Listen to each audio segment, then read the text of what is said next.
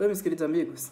Hoje eu gostaria de dar continuidade à dissertação de mestrado da Raquel Aparecida Pereira, que foi feita aí no ano de 2007 e que falava ali a respeito do comunismo no espaço público em Belo Horizonte, tá?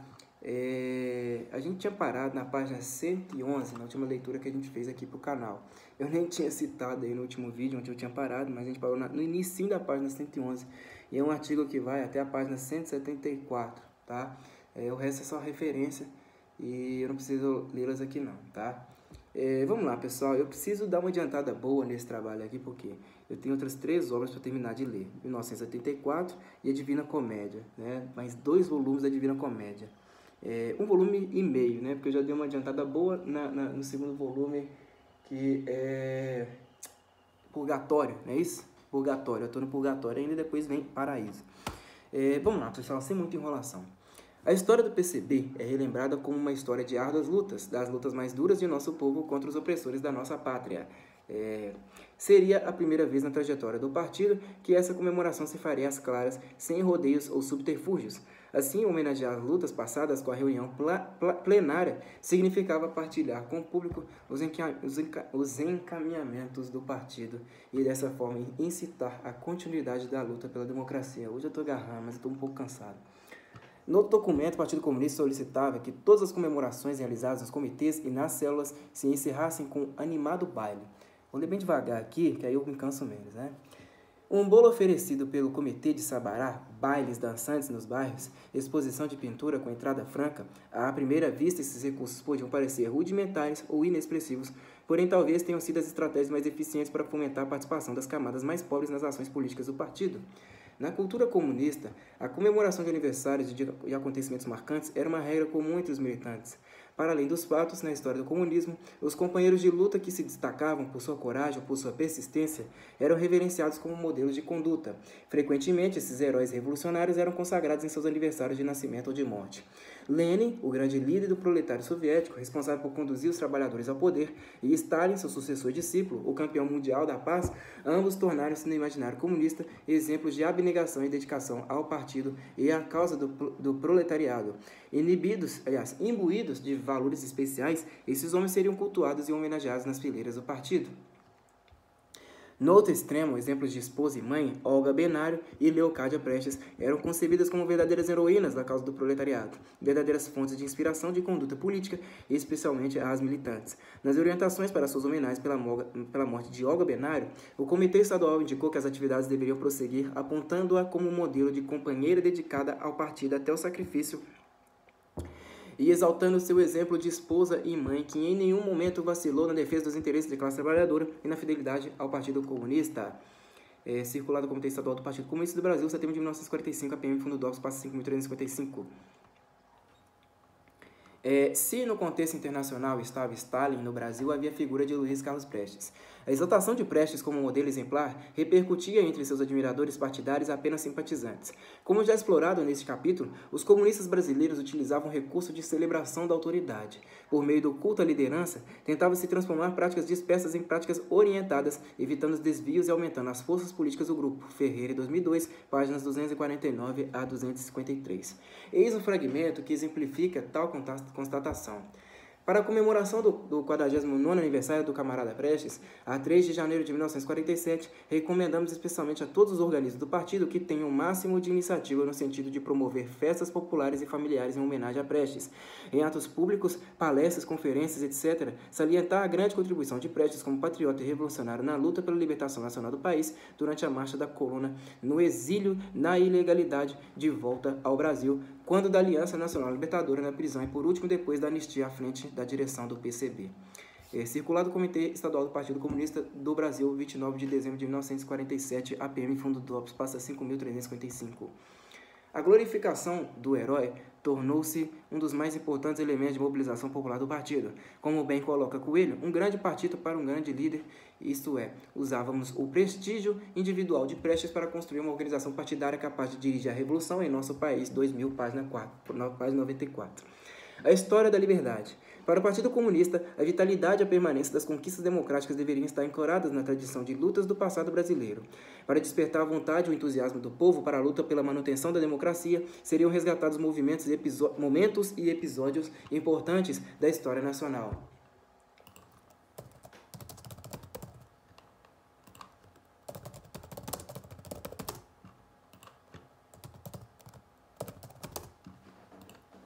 No caso de Minas Gerais, reiteraram seus personagens e datas históricas relacionadas às lutas pela liberdade, com destaque especial ao duo Inconfidência Mineira e Tiradentes.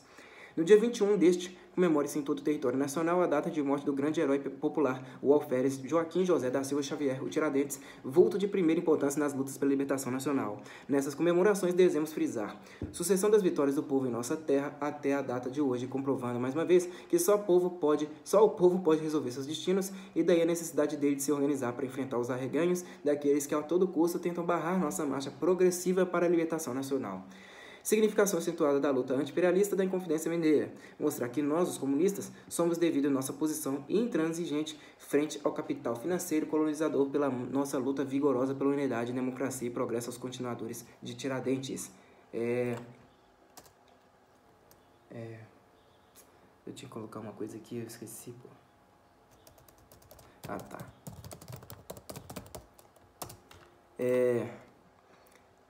Circular do Comitê Estadual do Partido Comunista do Brasil, abril de 1947, APM Fundo DOPS, passa 5.355. Ao reivindicar a herança política da Inconfidência Mineira, uma luta já anti-imperialista. Os comunistas buscavam revestir suas ações às lutas pela unidade, democracia e progresso de legitimidade.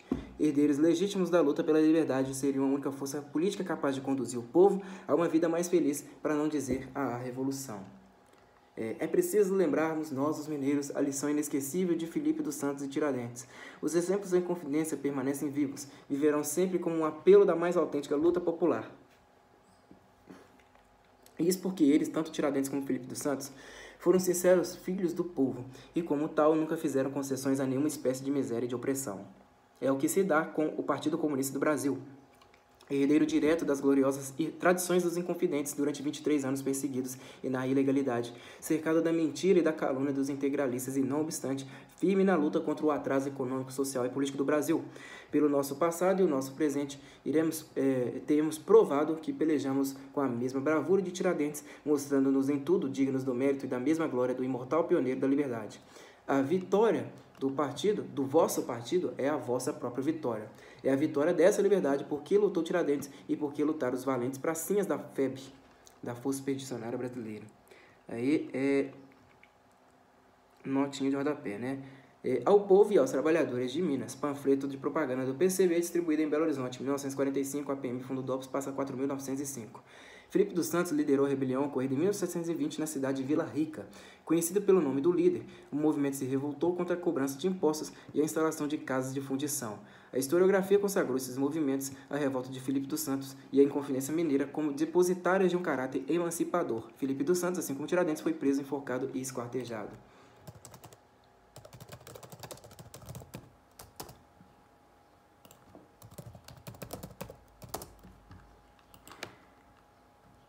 Continuemos. Os comunistas identificavam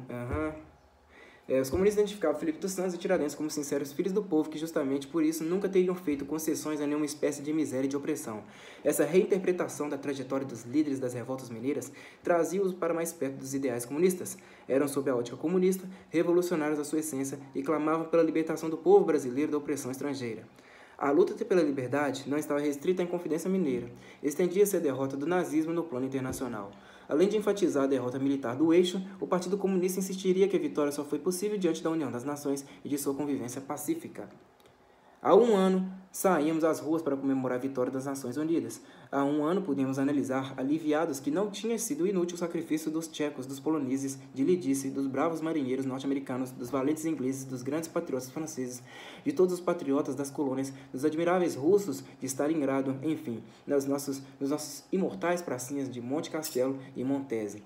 O mundo deve a essa legião de bravos as liberdades que hoje desfruta e tem com ela o pesado tributo da vigilância desta herança, a paz, conquistada com o preço de sua vida. Nossa pátria hoje caminha pela senda da democracia. Isso mesmo? pela senda da democracia. E esse trilhar, bem como todas as conquistas já obtidas, devemos ao tributo de nossa mocidade que lutou e venceu. Nota ao povo democrata e progressista de Belo Horizonte. Convocação para as comemorações da vitória das Nações Unidas a serem realizadas pela Comissão Pró-Democracia do Barro Preto, Prado, Calafate e adjacências. 1946, a PM Fundo DOPS passa 5.283. A vitória das Nações Unidas representava a conquista da democracia no Brasil. Lembrar a união necessária à vitória na Grande Guerra significava então promover internamente a conjunção das forças políticas para eliminar os resquícios do fascismo que ameaçavam o aprimoramento dos instrumentos democráticos. A valorização dos pracinhas da FEB pelo Partido Comunista tinha o intuito de cristalizar os avanços democráticos com a remissão à memória de lutas dos soldados. Outros momentos da história nacional também influenciaram as comemorações comunistas em Belo Horizonte, como é o caso do 13 de maio. A libertação dos escravos era vista como parte de uma luta maior pela liberdade da nação, sempre contra as investidas imperialistas. Povo antifascista de Belo Horizonte, povo democrata do Floresta, acorramos todos a esta festa que é bem nossa, porque vemos nela marcantes e vivas as características desse humanismo sublime que no passado e no presente inspirou e continua a inspirar os melhores homens de nossa pátria, entre os quais se destacam fulgurantes na sua imortalidade, as figuras gigantescas de Silva Jardim e de Lopes Trovão, de Rui e de Constante, de Luiz Gama e de Rebouças, de Castro Alves e Carlos Prestes. Nota. Qual que é o número da nota aqui? 134.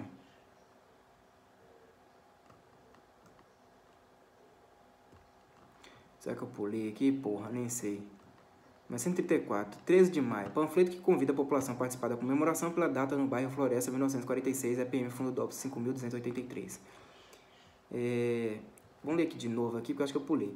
A vitória das Nações Unidas representa a conquista da democracia no Brasil. Lembrar a união necessária à vitória na Grande Guerra significava, então, promover internamente a constituição das forças políticas para eliminar os resquícios do fascismo que ameaçavam o aprimoramento dos instrumentos democráticos. A valorização dos pracinhas da FEB pelo Partido Comunista tinha o intuito de cristalizar os avanços democráticos com a remissão à memória das lutas dos soldados. Nota.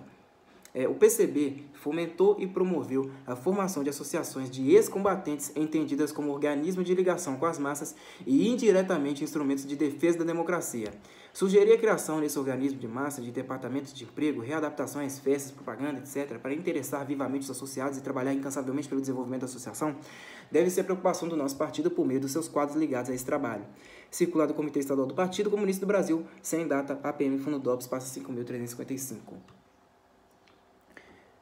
O exército reúne políticos republicanos e abolicionistas, e Luiz Carlos Prestes é colocado no mesmo patamar dos heróis do passado. Por mais que apresente uma mistura complexa de personalidade da história do Brasil, o panfleto destaca que o evento tem uma peculiaridade ideológica. Esta festa que é bem nossa. O ideário comunista é aqui indicado como humanismo sublime, introduzido num passado imemorial e resgatado para impulsionar as lutas no presente. Os militantes buscavam, através das datas comemorativas, reavivar eventos grandiosos que tiveram lugar no passado reconhecido por todos como um tempo primordial. Ferreira, 2002, página 252. O passado leva ao futuro. Ao eleger determinado calendário de comemorações, o Partido Comunista engendrava um complexo ritual de construção da identidade comunista e revitalização de sua própria história. Essa necessidade em salvaguardar a memória comunista derivava da constatação de que a sociedade capitalista não reservava espaços a essas manifestações. Era preciso instituir uma vigilância comemorativa e promover incentivo ao conhecimento do passado revolucionário, fosse ele comunista ou não. Entendemos aqui o ritual político como um comportamento simbólico socialmente padronizado e repetitivo. Kertzer, 2001, página 17. Mais do que comemorações, essas manifestações públicas revelavam-se como verdadeiros rituais de legitimação da luta comunista.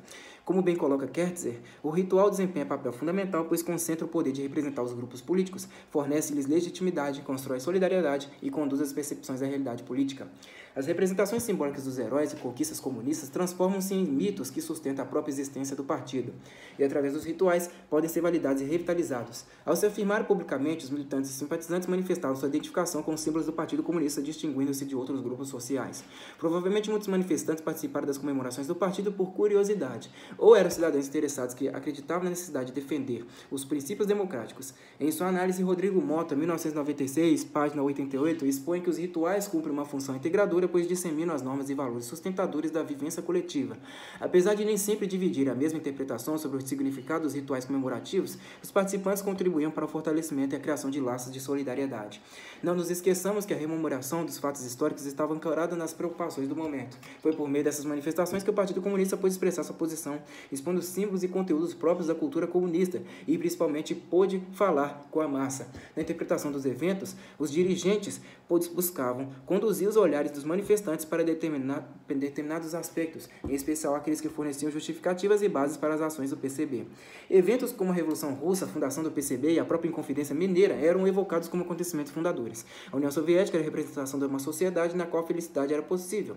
No imaginário dos comunistas brasileiros, na União Soviética, bem como nas chamadas democracias populares, as utopias de uma sociedade igualitária, justa, democrática e fraterna estavam sendo vividas por milhões de pessoas. Ferreira, 2002, página 201. A União Soviética era a realização da sociedade ideal e, assim, a Revolução de 1917 revestia-se de um sentido de fundação de novo começo da história.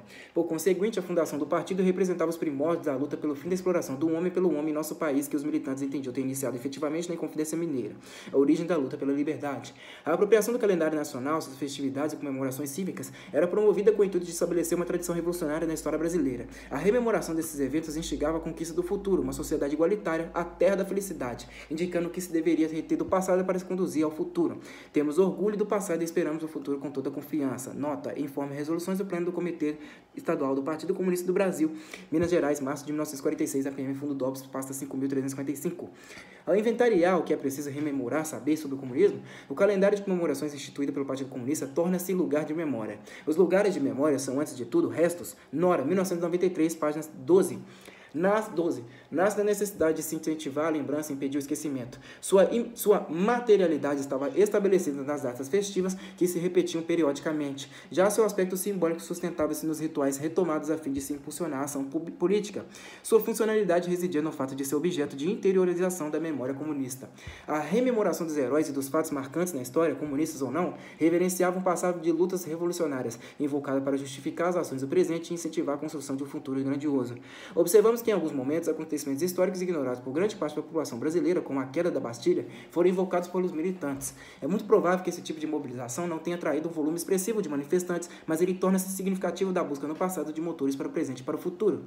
Temos indícios da ocorrência de comemorações relativas a outras datas importantes do calendário comunista, além das já exemplificadas nesse trabalho.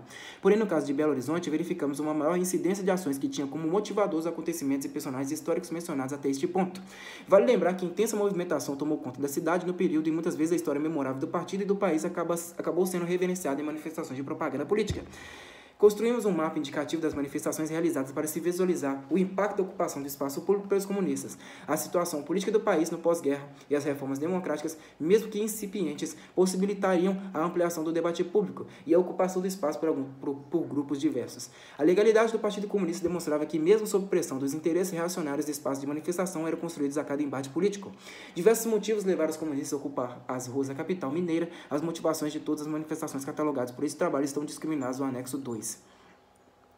Aí, pessoal, tem um mapa aqui, ó, Comitê, Células e Manifestações Públicas do PCB, mapa 3. Aí, são várias. Tem uma legenda aqui, né? Comitês e células do PCB. Tem o comitê estadual, municipal, comitês distritais e as células, né? Locais de ocorrência de manifestações públicas em 1945. Tem todo um mapa aqui de Belo Horizonte com os devidos lugares aí, comitês e células, etc. Aí tem entre 1 e 2 manifestações, entre 3 e 5 manifestações e mais de 10 manifestações. Se eu não me engano, eu não consigo ver aqui direito. Lagoinha tiveram várias, né? No centro tiveram várias, né? Mais de 10 manifestações. Mas vamos lá, capítulo 3. Uma democracia frágil. Aí tem uma imagem de fundo, uma faixa na região central de BH. Aí está escrito assim na faixa: pelas liberdades democráticas, legalidade ao PCB. Vou tomar uma água aqui.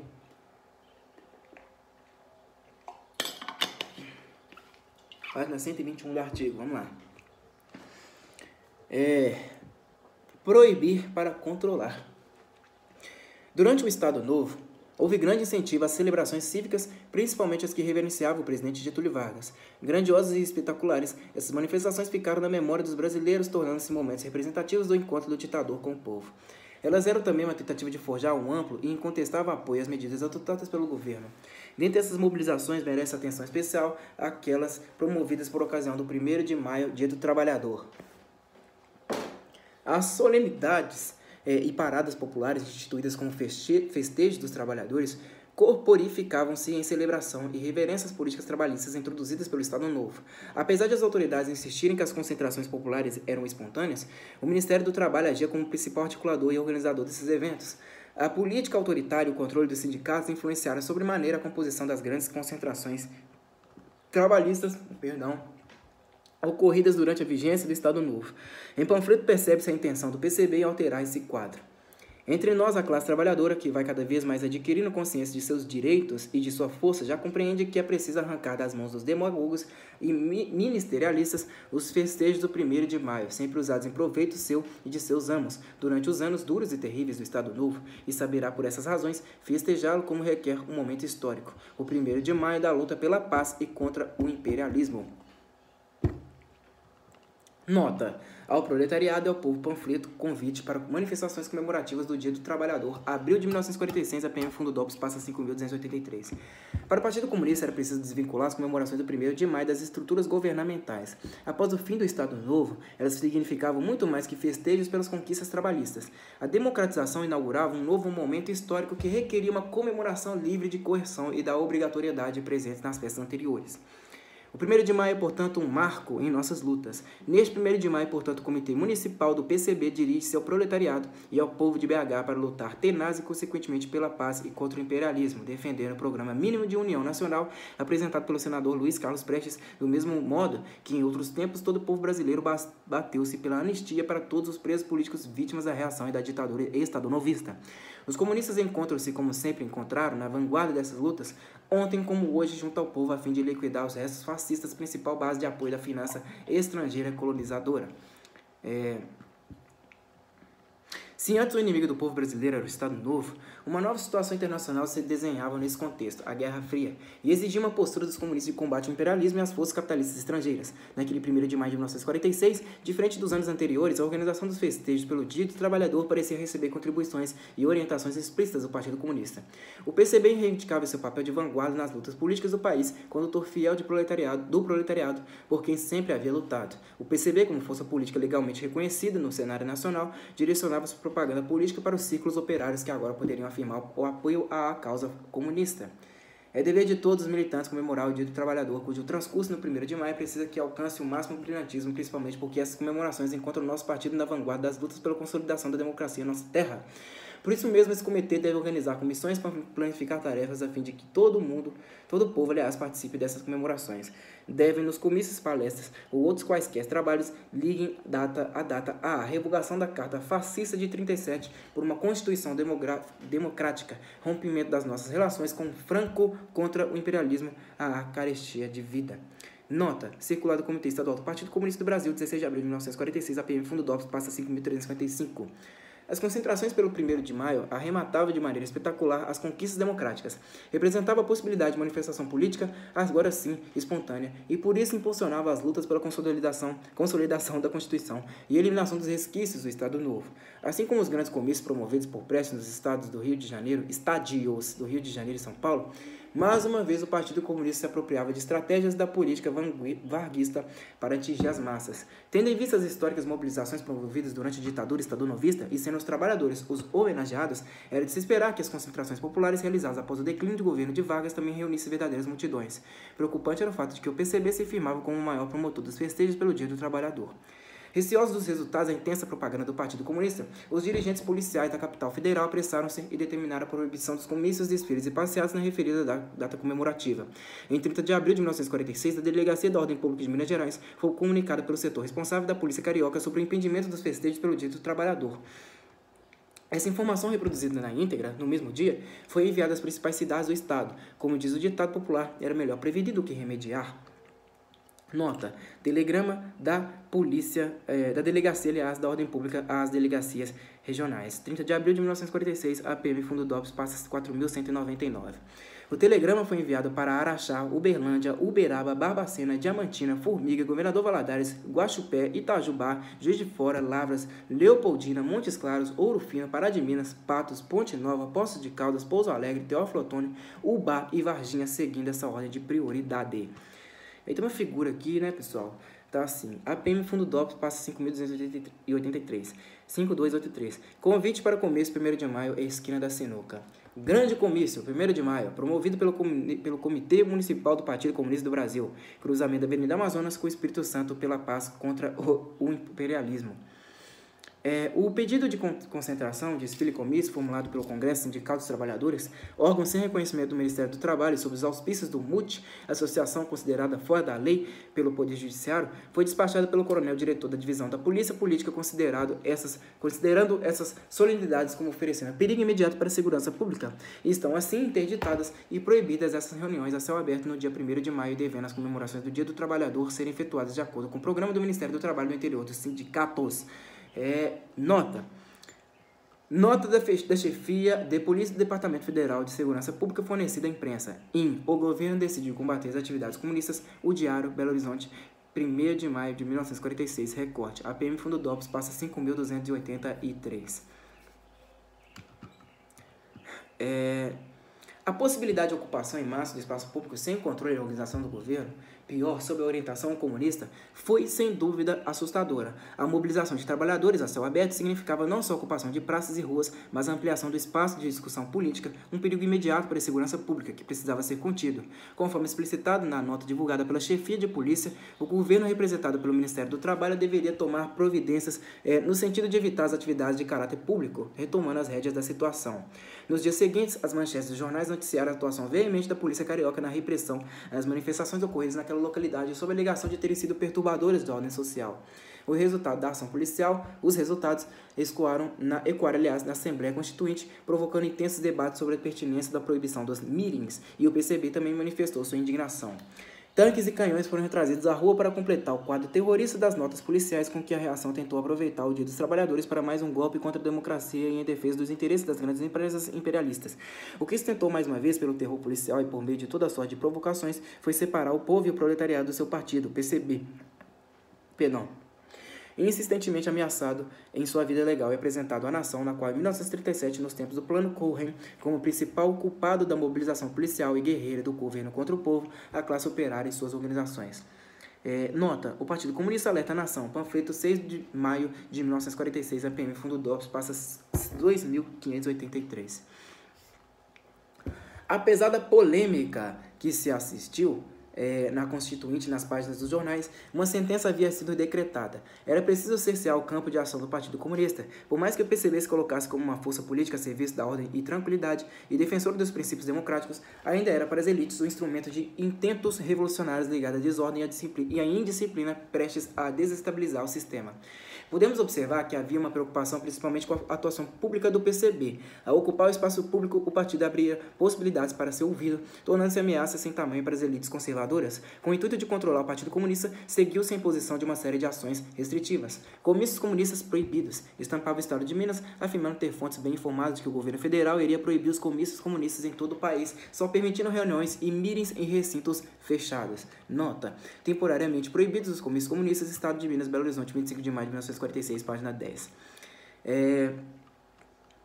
Além disso, várias denúncias dos abusos do Partido Comunista começavam a povoar as páginas dos jornais. Em Belo Horizonte, a presença comunista nas ruas da cidade também incomodava.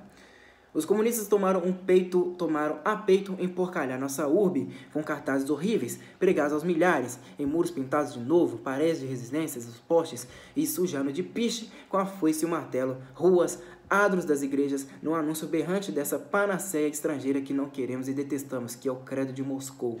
Deve haver um remédio para essa gente. Precisamos, ao menos, que os comunistas nos deixem viver com limpeza, pois o asseio é um direito que precisa ser assegurado à maioria e os homens do Sr. Prestes vivam lá a seu modo. Novo estratagema dos comunistas. Recorte Diário Carioca, 26 de junho de 1946, APM Fundo DOPS, passa 5.283. O trecho acima foi extraído da carta de um morador de BH enviado ao Diário Carioca. São afirmações que demonstram a apreensão diante do alcance da foice e do martelo nas ruas da cidade.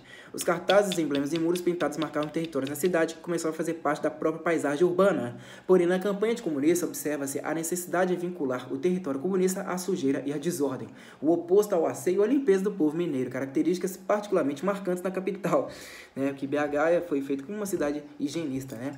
Uma cidade belíssima, uma capital limpa e clara, com suas magníficas avenidas e seu asfalto polido. Nota, idem, né? Vamos pular.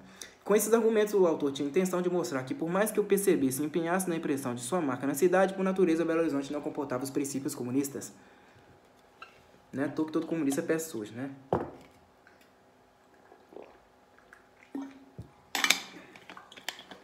Durante os anos de 1946 e 1947, o Partido Comunista enfrentou ostensivas investidas anticomunistas.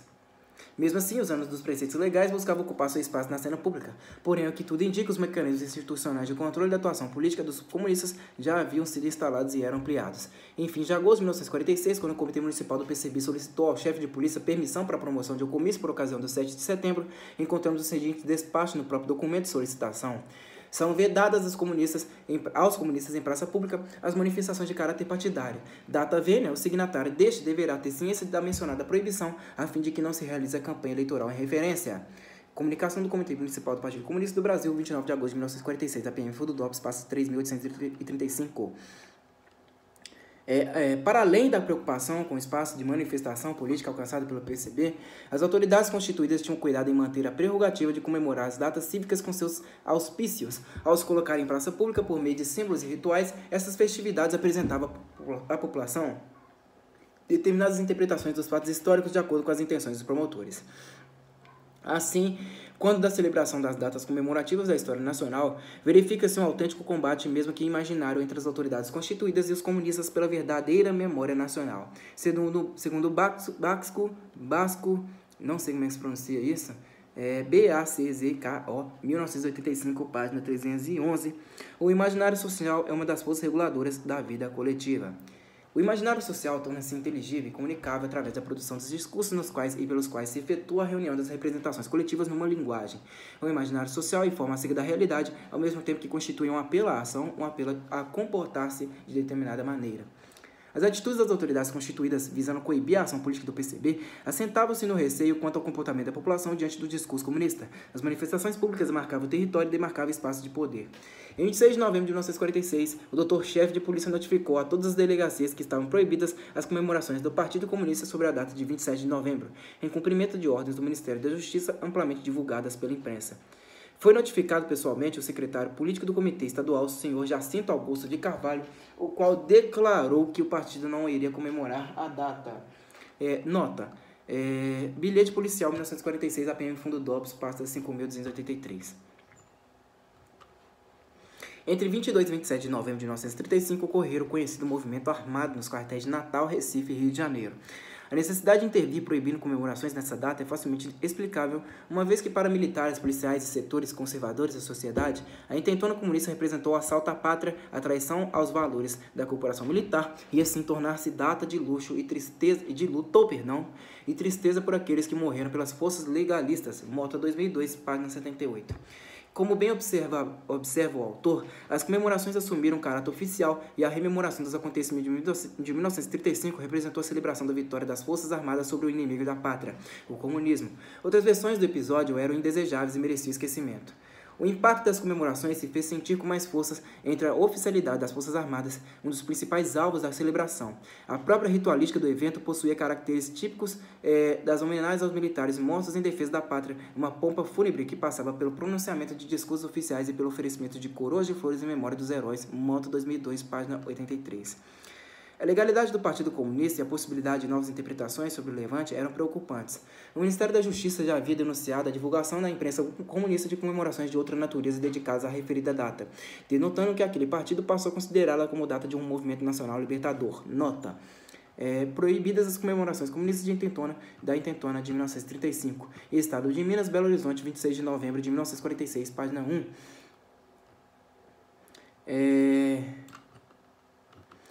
Em face disso, as autoridades, cientes do grande potencial propagandístico da celebração oficial, cuidavam para que a participação popular nas homenagens aos mortos fosse ampliada, ainda que permanecessem honras militares. A solenidade de caráter militar que serão promovidas, exemplo dos anos anteriores, vão ter também a participação do povo que prestará seu culto à memória dos oficiais e praças do Exército Brasileiro. Nota. Reverência à memória das vítimas do comunismo do Brasil, Estado de Minas, Belo Horizonte, 27 de novembro de 1946, página 12.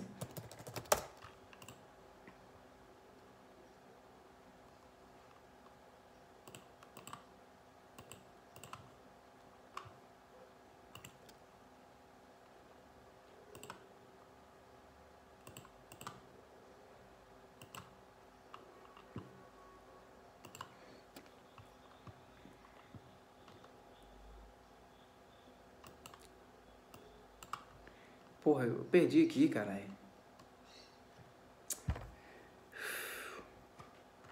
Perdi onde que eu falei aqui? Onde que eu parei?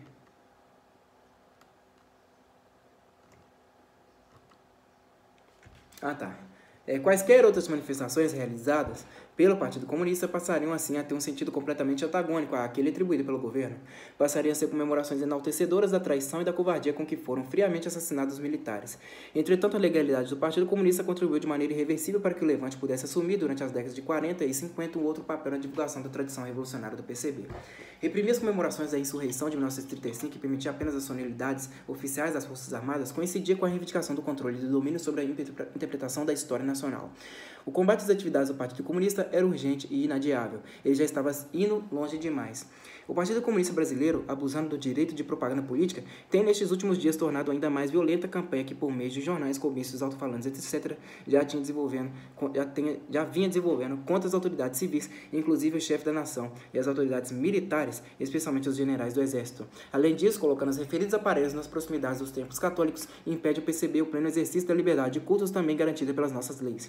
Tendo a Constituição determinado que compete à polícia determinar o local das reuniões, o PCB ardilosamente viola esse texto constitucional com o emprego dos mencionados alto-falantes espalhados em diversos pontos da cidade, os quais servem de veículo de uma linguagem desabrida, visando solapar o princípio da autoridade e ridicularizar e enfraquecer as instituições. Usam ainda de pequenos comícios improvisados nos pontos centrais. Em face do exposto, lembro a Vossa Excelência a conveniência de recomendar às autoridades competentes que procurem exercer uma vigilância constante destinada a impedir esses abusos.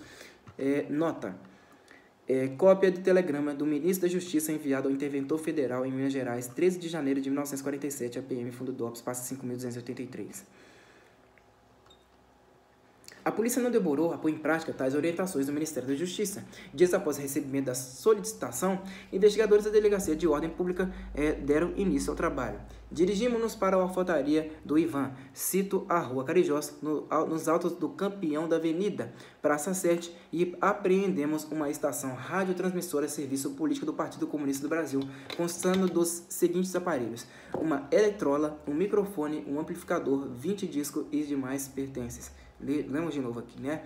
Dirigimos-nos para a alfaiataria do Ivan, cito a Rua Carijós, nos altos do Campeão da Avenida, Praça 7, e apreendemos uma estação radiotransmissora a serviço político do Partido Comunista do Brasil, constando dos seguintes aparelhos: uma eletrola, um microfone, um amplificador, 20 discos e demais pertences.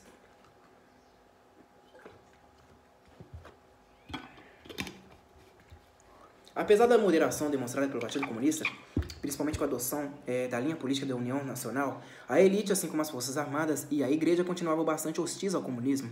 A deterioração das relações entre as potências ocidentais e a União Soviética repercutiu internamente no maior controle do governo sobre o Partido Comunista. O PCB, por sua vez, atacou com o aprofundamento das críticas ao capitalismo estrangeiro e ao imperialismo. A imprensa foi provavelmente a principal adversária do Partido Comunista. Editoriais e reportagens ostensivos às práticas comunistas eram publicados quase que diariamente. Em sua análise sobre a polícia sobre a Polícia Política Mineira, Rosângela Assunção, baseado nos estudos de Mariane Nota. Mariane Betânia, PCB e a imprensa, os comunistas no imaginário dos jornais, 1922 a 1989, São Paulo, editora da Unicamp, edição, acho, da Unicamp, né? Rio de Janeiro, Revan, 1998. Aponta para o vínculo entre o jornal como veículo de produção, divulgação e confirmação de um imaginário a respeito do comunismo e dos comunistas e a atuação da polícia. A grande imprensa assumia um papel importante ao fornecer uma visão agressiva e negativa dos comunistas, auxiliando na formação de um ambiente de insegurança propício à ação policial. O vínculo entre a polícia e a imprensa se efetiva a partir das dimensões que caracterizam a produção de sentidos do discurso jornalístico. Como a imprensa, a polícia política se alimenta do tema da insegurança, advindo da crença no fortalecimento da infiltração comunista no Brasil. A polícia encontra no perigo vermelho argumentos para obter mais meios e prestígio junto ao poder instituído, além de elementos que lhe permitam, a partir da atribuição que lhe é intrínseca de manutenção de ordem política e social, fundamentar a autoridade que ela exerce ou reclama. Dessa forma, a polícia se apoiará na imprensa de onde buscará argumentos discursivos incontestáveis, haja vista serem expressões isentas e imparciais da realidade para justificar o acerramento do controle e da repressão sobre os comunistas. Assunção, 2006, página 75. Apesar dos ataques, os comunistas pareciam estar convencidos da concretude das conquistas democráticas do período. De acordo com as informações divulgadas pelo PCB, a conspiração antidemocrática perdia tempo ao tentar macular a imagem de seus membros. Que vocifere contra Prestes contra o Partido Comunista. Contra o povo. Esses grandes jornais que já chegaram ao cúmulo de elogiar como heróis os beleguins e os choques da reação, com suas minguadas tiragens, perderão seu tempo na miserável conspiração antidemocrática a que estão entregues a soldo dos inimigos da liberdade e do progresso. Nota. Disse um grande estadista. Panfleto protestando contra as informações veiculadas pela grande imprensa sobre o PCB, sem data, APM Fundo DOPS, passa 5.283. Apesar de constantemente reforçar seu compromisso com a manutenção da ordem e até mesmo se dispor a controlar de alguma forma os movimentos reivindicatórios dos operários, o PCB escrevia sua própria sentença de morte. Na visão dos comunistas, o povo precisava fortalecer suas organizações sindicais e de massa, porém devia lutar por suas reivindicações dentro da ordem. A indiferença do governo frente às solicitações dos trabalhadores se constituía na maior causa dos conflitos e das greves. O Comitê Municipal do Partido Comunista do Brasil sente-se no dever de alertar o povo mais uma vez no sentido de defender intransigentemente a ordem e a tranquilidade, impedindo que se crie neste momento uma atmosfera de agitação e de golpe que somente pode favorecer os inimigos da democracia e do povo, aos agentes da reação e do fascismo. O Partido Comunista do Brasil reconhece, por outro lado, que o governo nada ou muito pouco vem fazendo no sentido de enfrentar e resolver a crise de habitação, a carestia dos gêneros, a falta de transporte de água, etc., o que aumenta o justo descontentamento popular, favorecendo um clima propício à instabilidade e ao golpe. Marchemos pacificamente para as eleições, a desordem só interessa ao fascismo. Nota. Ao povo de Belo Horizonte, panfleto 6 de novembro de 1946, APM Fundo DOPS, passa 5.283. Não obstante, o que estava em jogo não era a capacidade de liderança do PCB em relação aos trabalhadores, mas sim a necessidade de associá-la à conspiração e à desordem social. Na verdade, via-se um receio evidente dos mais reacionários quanto à ampliação do poder e de participação política das massas. A sensação de liberdade política e a euforia democrática não durariam muito tempo. Os primeiros avanços da Guerra Fria e a alegação reiterada de ser os comunistas ameaças à segurança nacional e instigadores de causa e desordem social tornavam-se ameaças concretas à legalidade do Partido Comunista do Brasil. Mas, pelo visto, o partido parecia acreditar que o espaço de discussão política instaurado com as reformas democráticas estava sedimentado nas estruturas sociais e seria suficiente para impedir as ações reacionárias. O Partido Comunista do Brasil, consciente de suas responsabilidades na defesa dos interesses do povo e da democracia, sente-se no dever de conclamar o povo e o proletariado para a luta em defesa de sua legalidade, porque as ameaças contra sua existência legal são fundamentalmente dirigidas contra o regime democrático e a livre existência de todos os partidos políticos. O Partido Comunista, defendendo sua legalidade, coloca-se na defesa da Constituição e prossegue na sua luta pela União Nacional, certo que todas as tentativas de reviver os métodos do Estado Novo, todos os manejos dos reacionários estão fadados ao meio mais complexo, ao mais completo fracasso, porque não estamos mais em 1937 e o mundo que emergiu da guerra de libertação dos povos não pode mais retornar aos dias sombrios da ascensão do fascismo. Por isso, mantendo a sua posição de ordem e tranquilidade, o Partido Comunista alerta o próprio governo da necessidade de afastar imediatamente de seu seio os elementos fascistas que o comprometem e se apoiando no povo para realizar uma política em benefício das massas e da democracia. Nota. Está nas mãos do povo assegurar a democracia, manifesto do Comitê Nacional do Partido Comunista do Brasil, alertando a nação contra as ameaças do retorno à ditadura. 1947, APM, Fundo DOPS, passa 5.283. Nessa situação, a deturpação de declarações de Prestes forneceu os fundamentos necessários para uma ação mais efetiva. Nota. Declarações pronunciadas por Prestes no debate da Associação dos Funcionários Públicos do Rio de Janeiro. Perguntado se em caso de uma guerra entre o Brasil e a União Soviética, de que lado ficaria, teria afirmado: se algum governo cometesse esse crime, nós comunistas lutaremos pela transformação da guerra imperialista em guerra de libertação nacional. Em Santana, Marco Aurélio, Homens Partidos, Comunistas e Sindicatos no Brasil, São Paulo, Boitempo, Editorial, 2001, página 56. Cara, filha da puta, o cara foi contra a nossa nação ainda, olha. Nessa situação, a deturpação de declarações de Prestes forneceu os fundamentos necessários para uma ação mais efetiva, a cassação do registro do Partido Comunista do Brasil, um processo que durou todo o ano de 1946 e adentrou 1947. Não foi uma deturpação, né? Ele falou claramente que numa luta entre a União Soviética e Brasil, ele ia a favor de quem? Dos soviéticos, né? Não tem nenhuma deturpação. Para Armando Ziller, a causa verdadeira do combate à legalidade do Partido Comunista residia principalmente no sucesso alcançado pelo PCB nas eleições. O Partido Comunista, nas eleições gerais, elegeu 15 deputados e um senador da capital federal, que foi o Prestes. Todo mundo ficou assustado, não é? Na eleição seguinte, nós elegemos uns 70 deputados estaduais. Em São Paulo, nós tínhamos uma bancada de 11 deputados estaduais. Tudo isso assustou muita burguesia. Esses êxitos nossos foram, a meu ver, a causa principal de nos colocar, dessa intenção de nos colocar na ilegalidade. Não havia nada para tornar ilegal o partido. Nós não estávamos de armas na mão, não estávamos fazendo nada. Nota. Entrevista de Armando Ziller, Opsit. Mesmo abalado com a incansável campanha anticomunista, o PCB continuava fiel aos preceitos legais. Os dirigentes e os próprios militantes se lançaram em campanhas abaixo-assinados comícios. Esse tipo de campanhas assim legais, digamos. Nota. Idem. No entanto, essas ações não foram suficientes para mobilizar a população. A situação já era um pouco difícil, porque o povo já sentia assim menos liberdade. Idem. Cadê? A repressão das atividades políticas do partido provocou o distanciamento de membros e simpatizantes, enfraquecendo as possibilidades de ação em defesa da sua legalidade. O retrocesso, governo Dutra e Guerra Fria.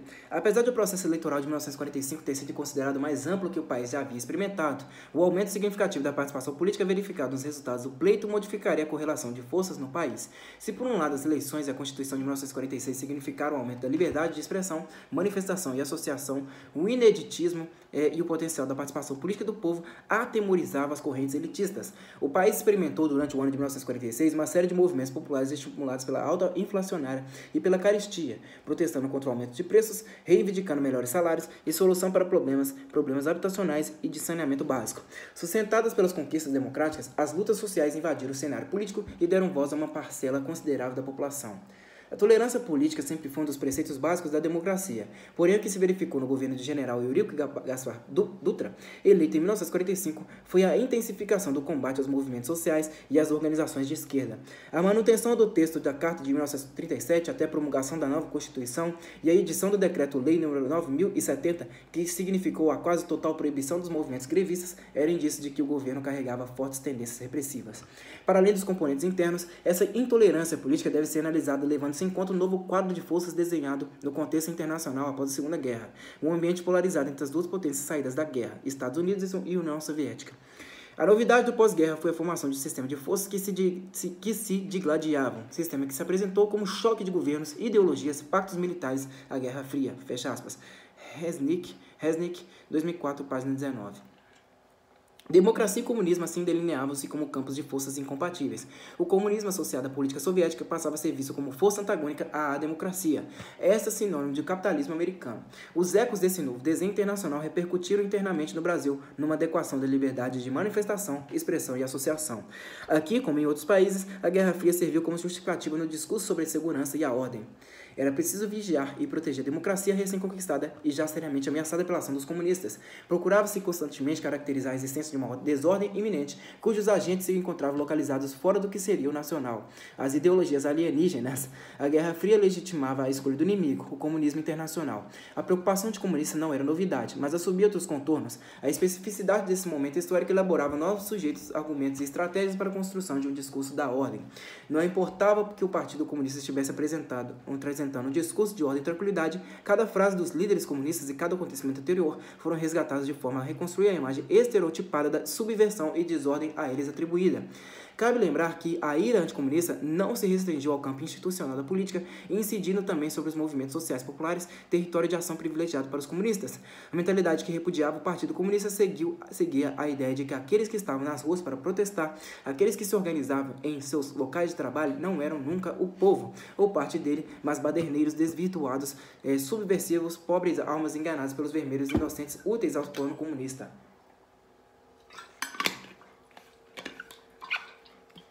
Apesar da ostensiva perseguição aos comunistas e dos retrocessos verificados ao longo do governo Dutra, para o PCB, a Constituinte de 1946 representava a instauração de um novo regime democrático e a ruptura com a política estadonovista. Nesse sentido, o governo, em benefício da maioria do povo, seria resultado do exercício do direito da escolha e de controle de governantes pelos governados, essencial para o aprimoramento do novo regime. O que significa a palavra democracia? Os demagogos, os politiqueiros, a explicam e a definem com palavras bonitas. Democracia é o governo do povo, para o povo e pelo povo. Mas nós comunistas a definimos de maneira mais concreta, mais objetiva. Democracia para nós é um governo ou um regime em benefício da maioria. Isto é que é democracia com cidadãos. E, na verdade, isso que aí temos é um regime em benefício da maioria? Não. O que temos é um regime em benefício das minorias, dos especuladores, dos negocistas, do câmbio negro e da exploração crescente do nosso povo. Nota.